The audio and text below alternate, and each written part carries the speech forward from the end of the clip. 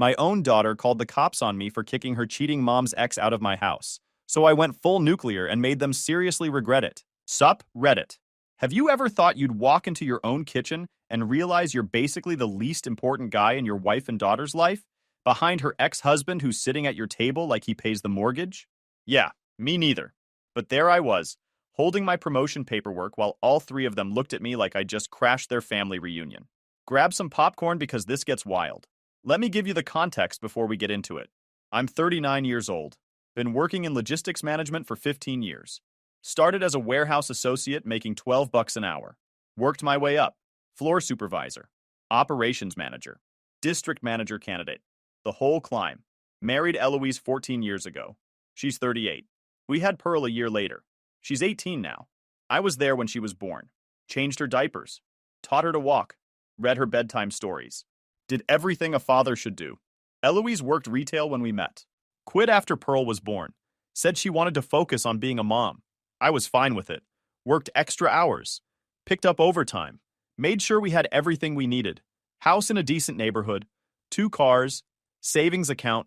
Normal middle-class life. Pearl grew up as daddy's girl. At least until recently. Around 6 months ago, she started using my first name instead of dad. Thought it was a phase. Teenagers pulling away. Normal stuff. Didn't think much of it. Eloise changed too. More secretive. More distant. Spent a lot of time on her phone. I figured maybe she was going through something. Midlife crisis or whatever. Tried to be supportive. Give her space. Be patient. Turns out I was just being blind. I pulled into the driveway at 3:15 p.m. on a Tuesday. Early for me. Way early. But I had news. The kind of news that changes everything. District manager. The promotion I'd been grinding for over 2 years. 40% raise. Company car. Stock options. The whole package. My boss pulled me into his office that morning and laid it all out. Said I'd earned it. Said nobody worked harder or smarter than me. Said the job was mine if I wanted it. And of course I did. Drove home planning how I'd tell my wife Eloise and our daughter Pearl. Maybe take them out to celebrate. Somewhere nice. The steakhouse Eloise always talked about but said was too expensive. Tonight it wouldn't be too expensive. Tonight we could afford whatever we wanted. The house was quiet when I walked in. Eloise's car was in the driveway. Pearl's too. She was home from college for summer break. Both of them here. Perfect timing. I walked through the living room toward the kitchen. Heard voices. Laughter. The kind of comfortable, familiar laughter you hear when people are enjoying themselves. Turned the corner and saw them all sitting at the kitchen table. Eloise. Pearl. And some guy I'd never seen before. He was older. Maybe 50. Graying at the temples. Wearing a polo shirt that probably cost more than my entire outfit. Sitting at my kitchen table like he owned the place. Coffee mug in front of him. Plate of cookies Eloise only made for special occasions. All three of them looked up when I walked in. Nobody smiled. Eloise's expression went from relaxed to irritated in about half a second. Seriously? What are you doing home? Surprising you guys? Got news? Pearl rolled her eyes hard. 18 years old. My daughter, my blood. Great timing. We're actually busy right now. The guy at the table just stared at me. Didn't stand up, didn't introduce himself, just sat there sipping coffee like I was interrupting his meeting. Who's this? I asked. Eloise set down her cup. Almost like she was annoyed, I asked. This is Lance, my ex-husband. Lance. The ex-husband who left her 19 years ago. The guy who cheated on her and walked away. The deadbeat who Eloise spent the first year of our marriage calling every name in the book. That Lance. Didn't know he was coming over, I said. We've been talking again, Eloise said. Matter of fact, like it was the most normal thing in the world. He's been helping us with things. Pearl leaned back in her chair, arms crossed. Lance is actually successful now. Built a real business. Makes actual money. Not like, she gestured vaguely at me. You know, the dig was obvious. Lance was successful. I wasn't. Even though I'd paid every single bill in this house for 14 years. Even though I'd raised Pearl since she was a baby. Even though I'd worked 60-hour weeks to give them everything they needed. Lance finally spoke. His voice was smooth, confident, condescending. You must be the husband. Eloise has told me a lot about you. All about the warehouse work and everything. I looked at Eloise. How long has this been going on? We're just talking, she said. Defensive now. Don't turn this into something it's not. Turning what into what? Finding your ex-husband drinking coffee in our kitchen? Our kitchen? Pearl laughed. Sharp. Mean. You mean the kitchen you're never in because you're always at work? Lance actually shows up. He actually listens when Mom talks. He treats her like she matters. The words hit different than I expected. Not because they hurt, but because of how easily she said them. Like I was nothing. Like 14 years of raising her meant absolutely zero. I came home to tell you I got promoted, I said. Eloise barely reacted. Looked almost bored. Okay, that's nice, I guess. That's nice, I guess. 14 years together, and my career milestone gets a that's nice, I guess. Lance stood up, taller than me by a few inches. Smiled like he'd already won something. Congrats, man. Sounds like you worked hard for it. I'm actually in investments now. Commercial real estate development. 7 figures last year. But hey, every achievement matters, right? The condescension was suffocating. Pearl smiled at Lance. The kind of smile she used to give me when I'd do something that made her proud. I looked at her. Really looked at her. This girl I'd taught to ride a bike, whose math homework I'd helped with for years, who I drove to soccer practice every weekend, who called me dad until about 6 months ago, when she suddenly switched to using my first name. Pearl, can we talk outside? No, I'm busy. She didn't even look at me when she said it. Eloise stood up, annoyed, like I was the problem. Look, this is awkward timing. Maybe you should go back to work or something. We're having an important conversation here about Lance's new development project. Important conversation. In my house. With your ex-husband. It's our house, Eloise said. Her voice had an edge now. Sharp. And Lance is important to me. He deserves to be here. He's actually done something with his life. He abandoned you 19 years ago. He made mistakes. People grow. He's apologized. We've moved past it. Unlike some people who just stay stuck in the same boring patterns forever. Pearl nodded. At least Lance admits when he's wrong and actually tries to improve himself. Tries to be more than just some middle management guy. Lance put his hand on Pearl's shoulder. Squeezed it like they were a team. Like I was the outsider. Look, man, I get this is uncomfortable. But I'm back in their lives now. We're working through a lot. Building something. Maybe give us some space to figure this out.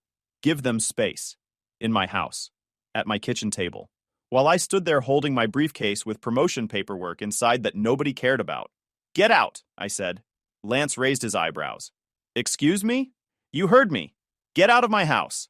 Eloise's face went red. You can't kick him out. I invited him. This is my house too, and I decide who comes here. Don't care. This is my house. My name on the deed. My mortgage payment every month. He leaves now. Pearl stood up fast. Her chair scraped against the floor. You're such a controlling jerk.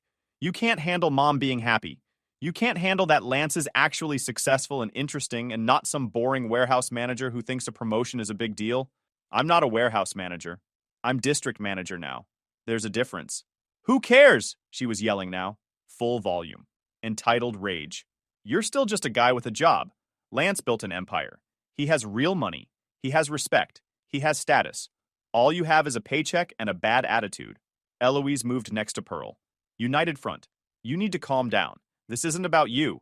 Everything isn't always about you. My wife spending time with her ex-husband in secret isn't about me. It wasn't secret. We just didn't tell you because we knew you'd react like this. Jealous and controlling and insecure. Lance grabbed his jacket from the chair. Smiled at me. Patronizing. I'll go. Don't want to cause problems. But Eloise, Pearl, we'll talk later. Finish what we started. He walked past me. Stopped right next to me. Close enough that I could smell his cologne. Expensive. She deserves better, man. Just so you know. Way better. Then he left. The front door closed. I stood in the kitchen with Eloise and Pearl staring at me like I'd just ruined Christmas. Happy now? Eloise said. You just embarrassed us in front of Lance. Made us look like we're living with some insecure child who can't handle his wife having friends. Friends. That's what we're calling it. What else would it be? I looked at her. 14 years of marriage. 14 years of building a life together. 14 years of me working extra shifts to pay for Pearl's braces and Eloise's car and the furniture she wanted and the vacations she planned. 14 years of being the stable one. The reliable one. The boring one. I want him gone, I said. Permanently. He doesn't come back here. Ever. Pearl stepped forward. Chin up. Entitled. You don't get to decide that. Lance treats Mom better than you ever did. He's exciting. He's successful. He actually makes her feel special. You're just boring. Honestly, I wish he was my dad instead of you. There it was. The truth she'd been holding back. Wishing her own father wasn't her father. I want you both gone, I said. Voice steady. Cold. You have 24 hours to leave or I'll file for exclusive use of the house. You have no legal right to be here. Not on the deed, not on the mortgage. Eloise's laugh was sharp, disbelieving. What? Both of you. Pack your stuff and get out. 24 hours. You can't kick us out, Pearl said. Mom's your wife. This is her house too. You can't just throw us away. Her name's not on the deed. I bought this house 2 years before we got married. It's mine. Legally mine. And I'm done sharing it with people who don't respect me. Eloise's face changed. The color drained. You're bluffing. Try me 24 hours or I file paperwork tomorrow morning. She pulled out her phone. Started typing fast. Probably texting Lance. Probably crying about how mean I was being. Probably planning her next move. Pearl grabbed her phone too. Fine. We'll leave. But you're going to regret this. Lance will take care of us. He actually loves us. He actually cares. You just pretend. They both stormed upstairs. I heard doors slamming, drawers opening, the sounds of angry packing. I stood in the kitchen alone. The coffee Lance had been drinking was still warm. The cookies Eloise made were still on the plate. Everything looked normal, like a regular Tuesday afternoon, like my life hadn't just detonated. 20 minutes later, they came back down, each carrying 2 suitcases. Eloise's face was red from crying. Pearl looked furious. We're staying with Lance, Eloise announced. He said we can stay as long as we want. He has a 4-bedroom house in the nice part of town, with a pool, and a home theater, not this dump. This dump. The house I'd worked myself half to death to afford. The house I'd maintained and improved and paid for entirely by myself. Car keys, I said. What? The car. I need it back. This is legal notice that you no longer have permission to use the vehicle registered and financed in my name. If it's not returned in 24 hours, I'll report it as unauthorized use. Eloise's hand went to her purse. The car's mine. Title's in my name. Insurance is in my name. The loan I'm still paying off is in my name. You have 24 hours. She threw the keys at me. The key ring hit my chest and fell to the floor. Pearl threw hers too. You're going to die alone. You know that, right? Miserable and alone because you're too controlling to let anyone be happy. Too boring to keep anyone interested. They walked out. Eloise slammed the door hard enough to rattle the windows. I stood there in silence. Picked up the keys from the floor. Walked to the window and watched them load suitcases into Eloise's car. My car. The one I'd be recovering tomorrow. I sat down on the couch, pulled out my phone, started making calls. This wasn't over. Not even close. Started with a family law office. Got a consultation scheduled for the next morning. The paralegal on the phone asked if I needed emergency filing. I said yes. Fault-based divorce. Motion for exclusive use of the home.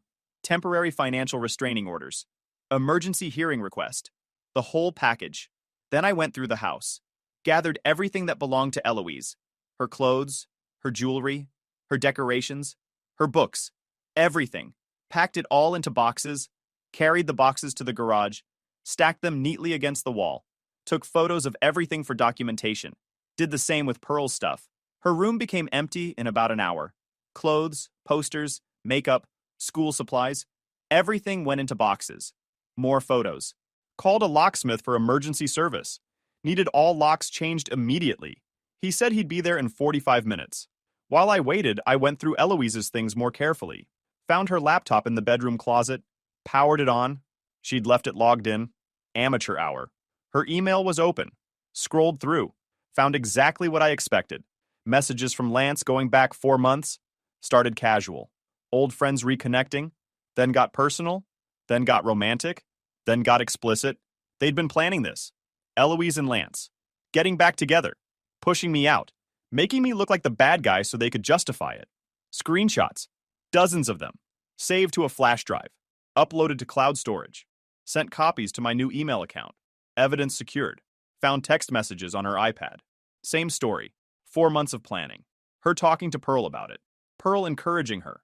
Both of them discussing how boring I was. How Lance was so much better. How they couldn't wait for me to be gone. Found financial records too. She'd been moving money from our joint account to a personal account I didn't know existed. Small amounts, 50 here, 100 there. Added up to about 8,000 over 6 months. Theft, financial infidelity, whatever you want to call it. I documented everything. The locksmith showed up right on time. Changed every lock, front door, back door, garage door keypad, even the side gate. Gave me all new keys. Every old key was now worthless metal. Cost me 400 bucks. Worth every penny. By midnight, I had a case file that would bury her in court. Printed copies. Digital copies. Everything organized and labeled. My phone buzzed. Text from an unknown number. You're making a huge mistake. Lance is going to help us get everything you own. You just signed your own death warrant. Had to be Pearl. Blocked the number. Another text from a different unknown number. This is Eloise. Your behavior is abusive. Your behavior. Locking us out. Taking my car. Canceling my phone. I'm documenting everything. You're going to regret this. I responded once. Car's in my name. House is in my name. Phone plan is in my name. You have no legal claim to anything. Divorce papers being filed tomorrow morning. See you in court. Tried to sleep. Couldn't. Brain was running calculations. How much money I'd been spending on them every month. How much I'd spent over the years. How much of my life I'd wasted on people who never respected me. My own daughter, my blood, turned against me. The math was ugly, but also motivating. All that money was mine now. All that time was mine now. My life was mine now. Morning came, I showered, got dressed, went to the law office. The attorney listened to my story, looked through my evidence, nodded the whole time. You've got everything we need. This is going to be straightforward. The hidden account and the documented affair give us strong grounds for fault-based filing. We'll request an emergency hearing for temporary orders, exclusive use of the marital residence, financial restraints, and vehicle control. How fast can we move? Emergency hearings usually happen within 72 hours. Given the evidence of financial misconduct and her voluntary departure from the residence, the judge will likely rule in your favor on temporary orders. What about Pearl? She's 18. My daughter. He made notes. She's an adult. Legally, you have no ongoing financial obligations unless there's a specific support situation like college tuition that was agreed upon.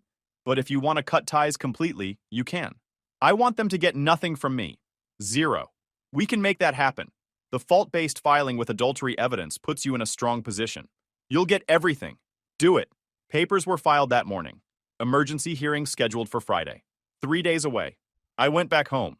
Changed my direct deposit to a new account at a different bank. Moved my savings to the same account. Called the credit card companies and canceled the cards where Eloise was an authorized user. The joint account stayed open with minimal funds for now. My lawyer said to wait for court orders before making major changes there. The house was quiet. Too quiet.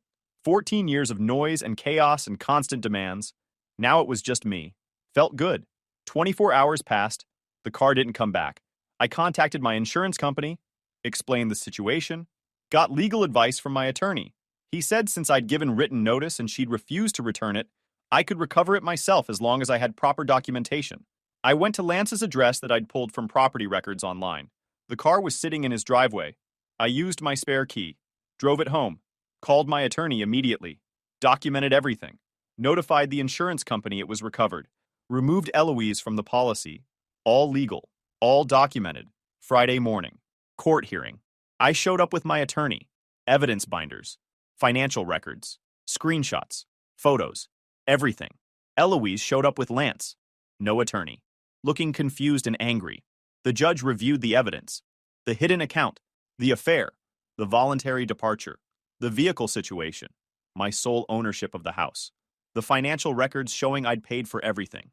Took 20 minutes. Motion for exclusive use of the marital residence is granted. Respondent is ordered to retrieve personal belongings under supervision within 48 hours. Temporary restraining orders on joint accounts approved pending final divorce decree. Vehicle registered in petitioner's name remains in petitioner's possession. Next hearing scheduled for final divorce proceedings in 60 days. Eloise's face went white. Lance looked furious, but there was nothing they could do. The judge had spoken. The house was mine. The car was mine. The accounts were frozen pending final divorce. Everything I'd built and paid for stayed with me. We walked out of the courthouse. Eloise was crying. Lance was yelling about getting a lawyer, about how this wasn't fair, about how I'd manipulated the system. My attorney looked at him. Your girlfriend committed adultery, hid money, and abandoned the marital home. The system worked exactly as intended. Have a good day. They tried the cop angle later that week. I was at home when someone knocked on my door. Hard. Official. I looked through the peephole and saw 2 patrol officers standing on my porch. Opened the door. Can I help you? The older officer spoke. Wedding ring. Looked tired. We received a domestic disturbance call. Your wife claims you locked her out of the house, took her car, and there was a physical altercation. We need to ask you some questions. Come in. They stepped inside, looked around. Everything was clean, organized. No signs of chaos or violence or whatever story Eloise had been selling. Your wife says you assaulted her, says you threatened her, says she's afraid to come back here. She's lying. I never touched her. I have security cameras. I have recordings of her threatening me. I have court orders backing up everything I did. Would you like to see? The officer's expression changed slightly. You have recordings? I pulled out my phone, played the voicemail Eloise had left 2 days ago. Her screaming, threatening to destroy me, telling me I'd regret everything. Pearl's voice in the background saying they'd make sure I lost my job, that they'd tell everyone I was abusive. I also have this. I showed them the court order, exclusive use of the marital residence, dated 3 days ago, signed by a judge. The officer read it, looked at his partner, then back at me. Do you have the security footage? I pulled it up on my laptop, showed them the day I kicked them out. No physical contact, no violence, just me telling them to leave, them screaming and throwing things, me standing there calmly, them eventually walking out on their own. Then I showed them the property deed, my name only, the vehicle title, my name only, the bank statements showing I'd paid every bill for 14 years. The officers went through everything, asked questions, verified details, took notes. Finally, the older officer closed his notepad. Sir, you're within your rights here. Everything you did was legal. You own the property, you own the vehicle. There's no assault, no harassment from your end. The court order backs up your actions.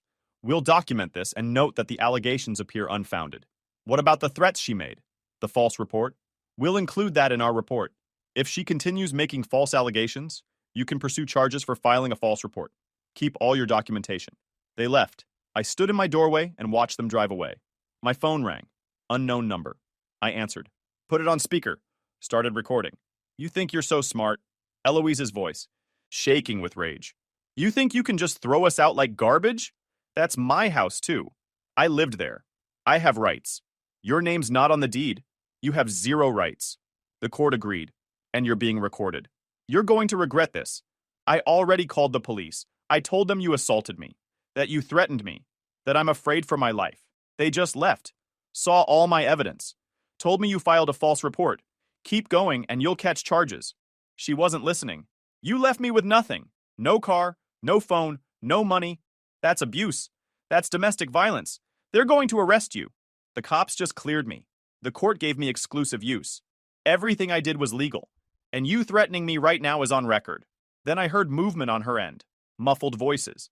Then Pearl's voice came through. You're a piece of garbage. You know that? Her voice was cold, calculated. You ruined everything. Mom's crying every day because of you. Lance says you're going to pay for what you did. Lance can say whatever he wants. You're on speaker, being recorded. Shut up. Just shut up. We're going to make sure everyone knows what kind of person you really are. Your job, your friends, everyone. We're going to destroy you. Try it. See what happens. All of this is recorded. All of it goes to my attorney. Every threat, every lie. Keep going. Pearl's voice cracked. You should have just let Lance stay. Should have accepted that Mom deserves better. This is all your fault. I gave you both everything for years. You chose a con artist over me. Now you deal with the consequences. Silence. Then the call ended. I saved the recording, sent it to my attorney, added it to the evidence file. They kept calling from different numbers. I blocked every one, kept records of everything. The final divorce hearing happened 60 days later. My attorney presented everything. The affair, the hidden money, the harassment, the false police report, the recorded threats. Eloise showed up with a public defender. Looked rough, skinnier, older, broken. The judge wasn't sympathetic. Fault-based divorce granted. I kept the house, the car, my retirement accounts, my savings, everything. Eloise got nothing. No alimony, no property settlement, nothing. Pearl wasn't at the hearing. Didn't matter. She was an adult, legally separate from the divorce proceedings. It was over. I sold the house 6 months later. Too many bad memories. Bought a better place in a better neighborhood. Modern, updated, everything I wanted. No compromises, no input from anyone else, just mine. The promotion turned into another promotion. District manager became regional director. Bigger salary, bigger bonus, company stock. I was clearing 6 figures easily. More money than I'd ever made. All of it mine to keep. Life was good. Better than good. A year after the divorce finalized, I heard through mutual acquaintances that Eloise was working 2 jobs: gas station clerk and overnight stocking at a big box store, making barely enough to rent a room in someone's house.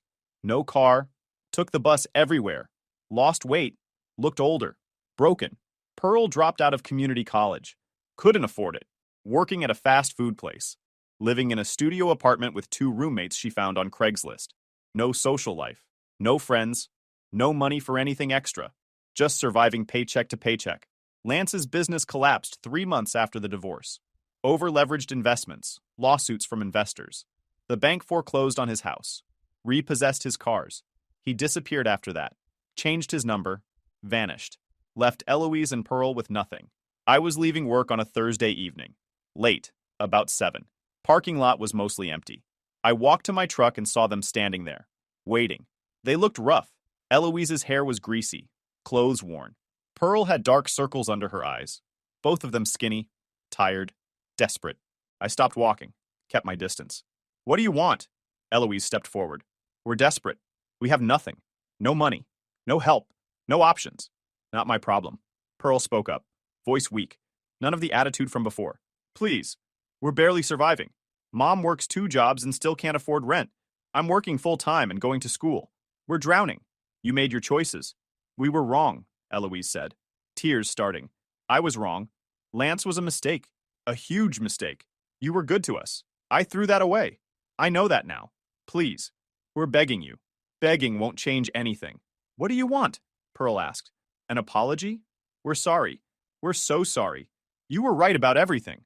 Lance turned out to be a fraud. We lost everything because of him. We were awful to you. We don't deserve your help, but we're asking anyway. Please. I looked at them. These 2 people who destroyed me, who mocked me, who chose a con artist over me, who laughed about how weak I was, who sat in Lance's house and celebrated their upgrade, who called the cops on me, now standing in a parking lot begging for scraps. You told me I was boring, I said, that I was just a paycheck, that I didn't matter, that Lance was twice the man I'd ever be. Remember that? Eloise nodded, crying harder now. I remember. I was horrible. I don't know what I was thinking. I threw away everything. The best thing in my life. For what? For Lance? He was a con artist. A fraud. He left us with nothing. Again. I was so stupid. You were. Please, she sobbed. I'm not asking for much. Just help us get on our feet. A loan. Something. Anything. I'll pay you back. I swear. With what money? I'll figure it out. I'll work harder. I'll do whatever it takes. Pearl stepped closer. I know I said terrible things. I was a stupid kid. I thought Lance was going to be this amazing father figure, but he didn't care about me. Never did. He just wanted Mom. And once she stopped being useful, he threw us both away. You were the one who actually showed up. Every day. Every year. I didn't appreciate it then. I do now. Please. Give us a chance to make it right. I stood there. Let them beg. Let them cry. Let them feel exactly how powerless they made me feel. No. Eloise's face crumbled. Please. You had everything. A house. A car. Financial stability. A man who worked himself to exhaustion to provide for you. And you threw it away for a fantasy. For a guy who abandoned you once and did it again the second you became inconvenient. That's not my fault. That's yours. I know. You told me I didn't matter. You let our daughter tell me she wished someone else was her father. You brought your ex-husband into my home, into my kitchen, made me feel like garbage in my own house. And when I kicked you out, you called the cops on me, tried to make me the villain, tried to destroy me. I was angry. I wasn't thinking. You were thinking. You knew exactly what you were doing. You just didn't think I'd actually stand up for myself. You thought I'd fold, thought I'd come crawling back, thought I was too weak to walk away. You're right. I underestimated you. You thought I was pathetic. Both of you did. Pearl wiped her face. We were wrong. You're not pathetic. You're strong. Stronger than both of us. We see that now. Too late. It's never too late, Eloise said. People can change. We have changed. We're different now. Humbled. We understand what we lost. I laughed. Cold. Sharp. You understand what you lost now that you have nothing? When you had everything, you didn't care. You only value me now because I'm your last option. That's not change. That's desperation. Please. Eloise was on the edge of breaking down completely. I love you. I still love you. I made a mistake. The worst mistake of my life. Don't make me pay for it forever. You don't love me. You love what I provided. There's a difference. That's not true. It is. You loved Lance until things went south. Now you love me because I'm the only one left who might help. That's not love. That's convenience. Things didn't just go south, Eloise said, voice breaking. Everything collapsed. Everything. His business failed. The investments he kept bragging about. The deals. The partnerships. All of it fell apart. Turns out he was over-leveraged, drowning in debt, using credit to fund his lifestyle. The house, the cars, the trips. None of it was real. I said nothing. Just listened. His creditors started calling, she continued. Then the lawsuits came. Investors he'd promised returns to. Business partners he owed money.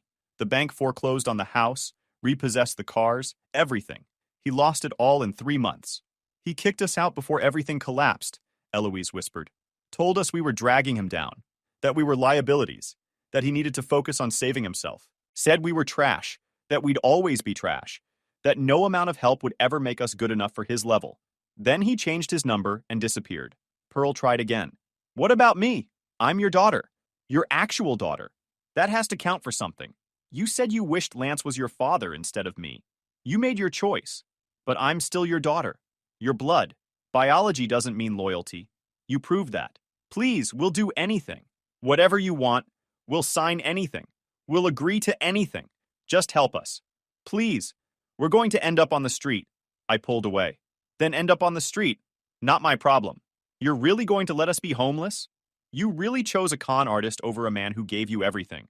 So yeah, I'm really going to let you figure it out on your own. Pearl's voice cracked. She pushed me. Mom pushed me to say those things. To reject you. To choose Lance. She convinced me you were holding us back. That we deserved better. Eloise's head snapped toward her daughter. Pearl, don't. No. He deserves to know. Pearl looked at me, tears streaming.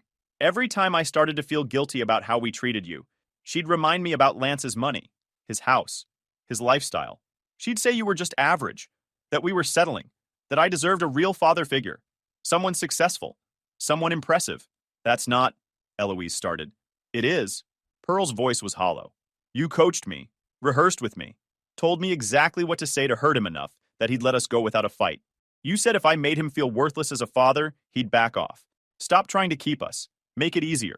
I looked at Eloise. Her face was white, caught, exposed. You used your own daughter as a weapon, I said, voice flat, dead calm. I thought I was doing what was best for us, Eloise whispered. I thought Lance was our chance at a better life. I was wrong, so wrong. Please, I'm sorry. I poisoned her against you. I made her say those things. It's my fault. All of it. Punish me, not her. I'm punishing both of you. With indifference. Please, you didn't just leave me. You orchestrated it, weaponized your child, turned her into a tool to destroy me, then sat back and watched while she delivered the killing blow. That's not a mistake. That's calculated cruelty. Eloise dropped to her knees. Right there in the parking lot. Full breakdown. Please, I'm begging you. On my knees. Please help us. I'll do anything. Anything. I looked down at her. This woman I spent 14 years with.